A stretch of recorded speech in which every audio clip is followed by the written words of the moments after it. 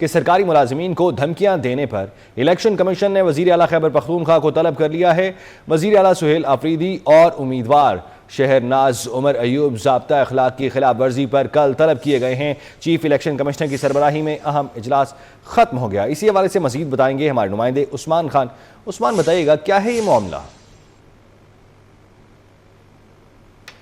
वज़ीर आला खैबर पख्तूनख्वा सुहेल अफरीदी ने NA-18 हरीपुर में जलसा आम से खिताब करते हुए इंतखाबात में धांधली पर सरकारी मुलाजमीन को धमकियां दी थी, जिस पर इलेक्शन कमीशन ने सख्त नोटिस लेते हुए आज एक अहम तरीन इजलास तलब किया था। Chief election commissioner Sikandar Sultan Raja की सरबराही में इजलास हुआ और इजलास में ये फैसला किया गया है कि वज़ीर आला खैबर पख्तूनख्वा सुहेल अफरीदी और उम्मीदवार शहरनाज उमर अयूब को कमीशन ने कल तलब कर लिया है। इस हवाले से उनको नोटिस जारी कर दिया है और कहा है कि वो कल कमीशन में आकर कमीशन को इस बात पर मुतमईन करे कि वो आइंदा इस तरह की कोई बयानबाजी नहीं करेंगे। साथ ही साथ इलेक्शन कमीशन ने सूबाई इलेक्शन कमिश्नर खैबर पख्तूनख्वा को भी मरासला लिखा है, चीफ सेक्रेटरी खैबर पख्तूनख्वा को भी मरासला लिखा है और उन्हें कहा है कि वो आपस में बैठे मुशावरत करें। IG खैबर पख्तूनख्वा भी इस मुलाकात में शरीक हो। जो सूरत हाल पैदा हुई है वज़ीर आला के इस बयान के बाद, उस पर जामिया रिपोर्ट जो है वो कमीशन को पेश की जाए। इलेक्शन कमीशन ने सूबाई इलेक्शन कमिश्नर पंजाब को भी ख़त लिखा है कि अगर पंजाब में भी इंतखाबात के दौरान कोई इस तरह का कोई वाक़या हो तो उस पर फिलफौर नोटिस ले।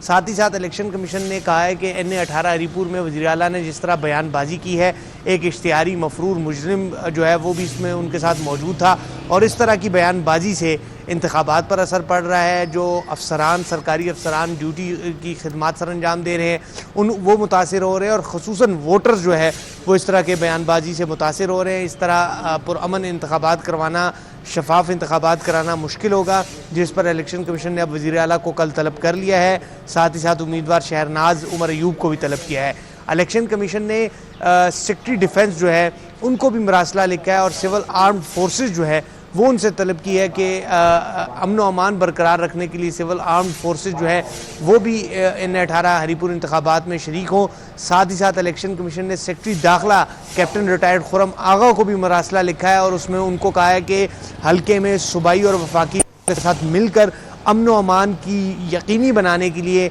सख्त से सख्त इक़दाम किए जाएँ और इंतखाबात पर किसी भी फ़र्द को, किसी भी शख्सियत को असरअंदाज ना होने दिया जाए। इस हवाले से इलेक्शन कमीशन ने मरासले भी जारी कर दिए हैं। जी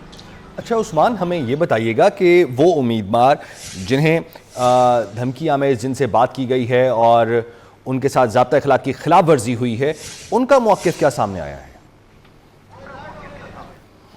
देखिए, इस हवाले से तो उम्मीदवारों की जानिब से कोई मौक़िफ़ सामने नहीं है, चूँकि